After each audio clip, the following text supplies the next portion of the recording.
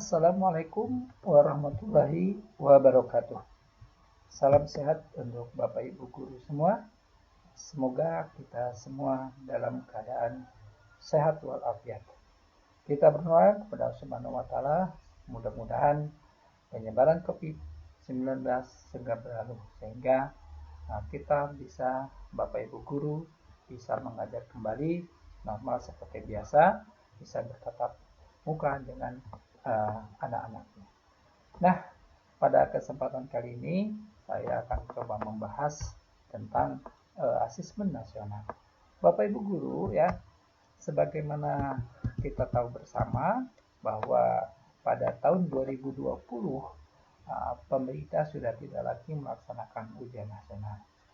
Memang ini mungkin adalah salah satu dampak dari COVID-19. Tapi jauh dari itu memang isu penghapusan ujian nasional itu memang sudah lama bergulir. Namun baru bisa kita laksanakan atau dilaksanakan pada tahun 2020. Nah, apa itu asesmen nasional? Ya, jadi asesmen nasional itu adalah program penilaian. Jadi program penilaian terhadap mutu sekolah, mutu pendidikan, atau mutu program kesetaraan. Ya, untuk jenjang dasar dan menengah. Jadi untuk mengetahui, untuk menilai mutu dari setiap satuan pendidikan. Jadi mutu satuan pendidikan ini ya, dinilai berdasarkan terhadap hasil belajar murid yang mendasar. Jadi nanti kemampuan dasar murid itu mencakup literasi, numerasi, dan karakter, serta kualitas proses belajar mengajar yang berlangsung di setiap satuan pendidikan. Ya, dan iklim satuan pendidikan yang mendukung terhadap proses belajar mengajar. Nah, informasi tentang bagaimana, tentang hal-hal apa saja yang terjadi di dalam lingkungan satuan pendidikan ini, maka ya ini bisa dilihat dari 3 instrumen. Ya, jadi yang pertama adalah asesmen nasional, yang kedua adalah survei karakter, dan yang ketiga adalah survei lingkungan belajar. Gitu ya. Adapun tujuan dari asesmen nasional ini adalah ingin menunjukkan apa yang seharusnya menjadi tujuan utama sekolah. Ya. Karena tujuan utama sekolah yaitu ingin mengembangkan kompetensi dan karakter siswa atau karakter murid. Jadi dengan adanya asesmen nasional ini memberikan gambaran karakteristik esensial sebuah sekolah yang efektif untuk mencapai tujuan utama. Jadi gambaran sekolah itu seperti apa lingkungan sekolah, seperti apa karakter ya yang siswanya ya, seperti apa iklim yang terjadi di sekolah itu ya bisa dilihat salah satunya mungkin dari asesmen nasional ini ya. Karena di dalam asesmen nasional ini ya hampir semua aspek itu dapat hampir semua aspek pembelajaran itu atau di sekolah itu dapat dilihat dari sini. Ya. Jadi asesmen nasional ini dilakukan untuk tujuan utamanya memang adalah untuk meningkatkan ya mutu pendidikan di Indonesia. Nah, sebagaimana kita tahu bahwa mutu pendidikan di Indonesia ya di antara negara-negara yang ada di dunia, nah Indonesia mungkin ada di klaster bawah lah, klaster bawah. Ya. Nah, hal ini bisa dilihat dari hasil survei atau hasil penelitian baik itu dari PISA ya, maupun lembaga-lembaga pendidikan yang lain di dunia. Jadi asesmen nasional ini dihasilkan untuk menghasilkan informasi yang akurat, informasi yang benar, informasi yang real yang terjadi, ya, informasi yang memang yang akurat, yang sebenarnya yang terjadi. Ya.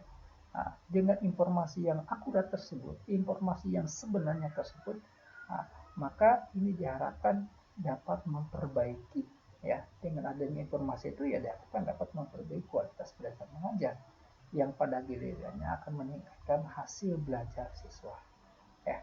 Karena mungkin selama ini dengan ujian nasional ya informasi yang didapat ya itu tidak akurat ya, karena ya karena ujian nasional itu salah satunya dijadikan syarat untuk kelulusan, maka ada oknum-oknum tertentu, ya, oknum-oknum tertentu yang memanipulasi bagaimana agar siswanya itu bisa lulus, bagaimana agar siswanya itu mendapatkan nilai minimum sehingga dia bisa lulus, sehingga informasi yang didapat oleh pemerintah itu dia tidak akurat.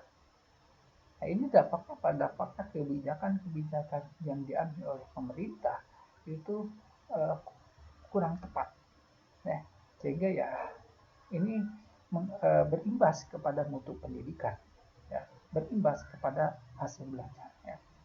Jadi asesmen nasional ini menghasilkan nanti informasi yang memantau, ya, satu, perkembangan mutu, ya, sekolah dari waktu ke waktu, ya.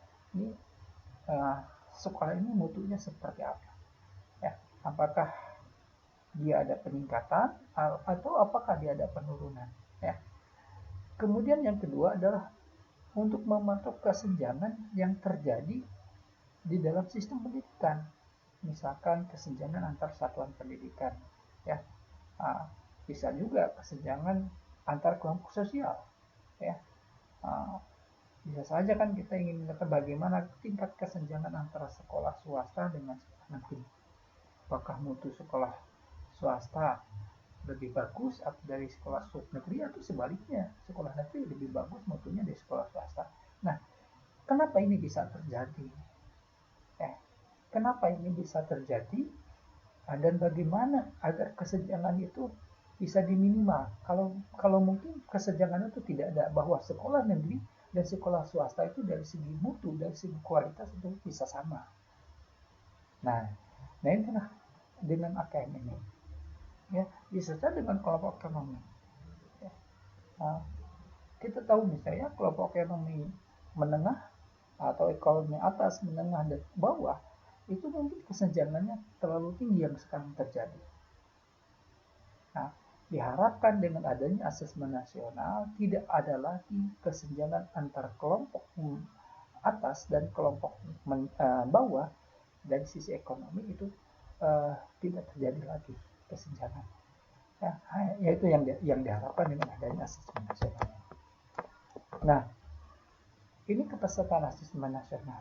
Jadi asesmen nasional ini, ya, dia akan dilakukan pada kalau kelas kalau SD itu pada kelas 5, SMP pada kelas 8, dan SMK itu pada kelas 11, ya. Jadi tidak dilakukan di akhir, ya, dilakukan di tingkat-tingkat akhir pada setiap jenjang pendidikannya. Berbeda dengan ketika UN, kan.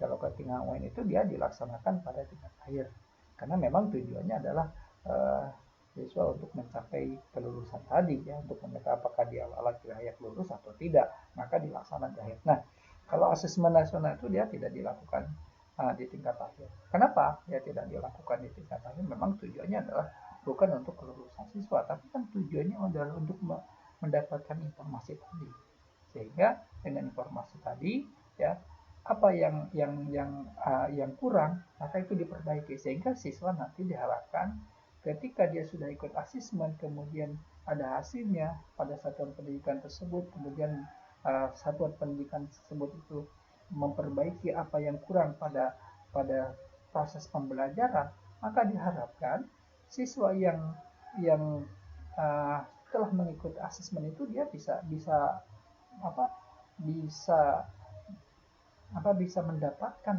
hasil dari perbaikan sistem pendidikan pada satuan pendidikan tersebut. Oke. Jadi itu tujuannya, ya. Karena juga ini tidak hanya diikuti oleh siswa, asesmen nasional itu ya dilakukan juga oleh terhadap guru, terhadap kepala sekolah, juga terhadap uh, ya, stakeholder yang terlibat, ya.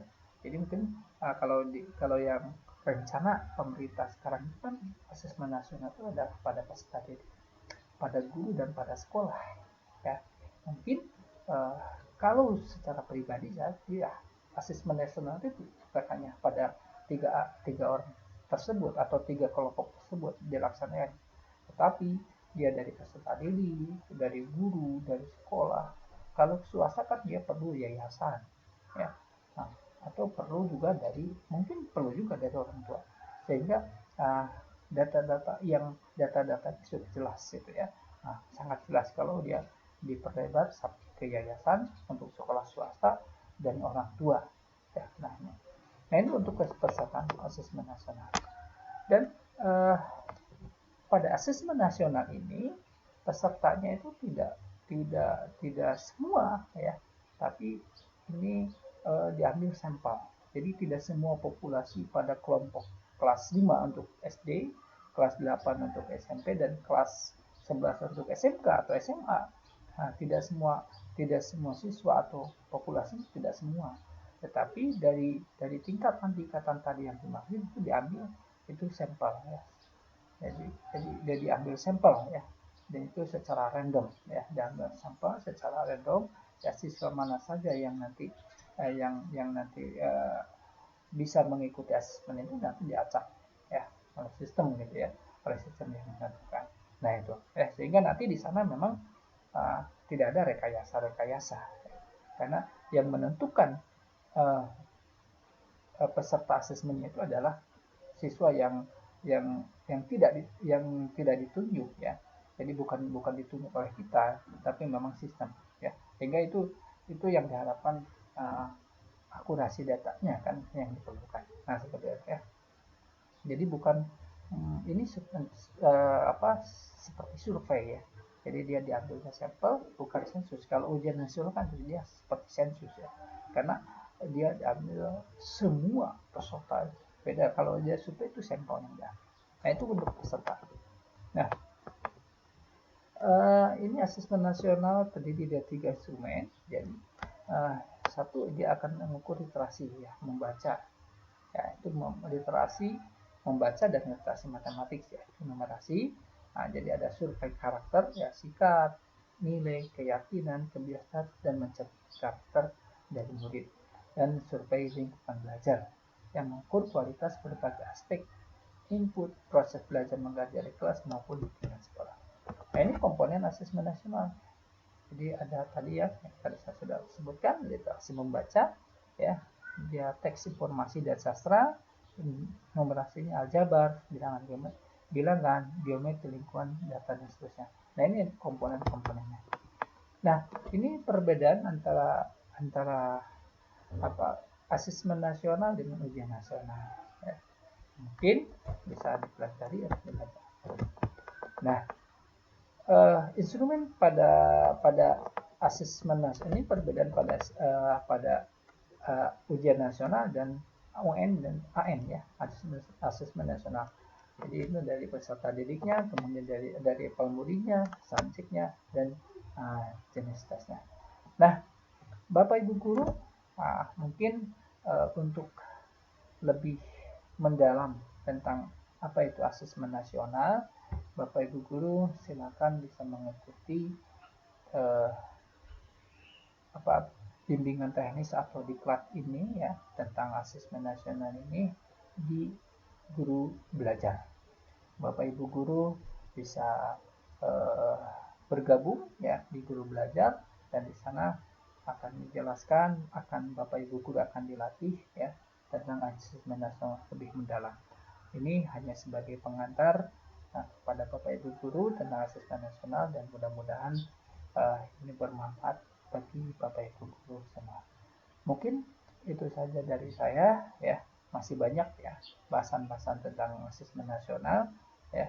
Namun karena keterbatasan ya, mudah-mudahan ini sekali lagi bermanfaat. Terima kasih. Wabillahi taufiq wal hidayah. Wassalamualaikum warahmatullahi wabarakatuh. Salam sehat untuk Bapak Ibu guru. Sukses semua untuk kita semua, dan sekali lagi ya, kita berdoa kepada Allah Subhanahu wa taala, semoga keadaan yang terjadi sekarang ini di seluruh dunia ya segera berakhir, dan kita bisa belajar, kita bisa mengajar, kita bisa menuntun anak-anak kita dengan lebih baik dan lebih baik. Ya, terima kasih. Wabillahi taufiq wal hidayah. Wassalamualaikum warahmatullahi wabarakatuh.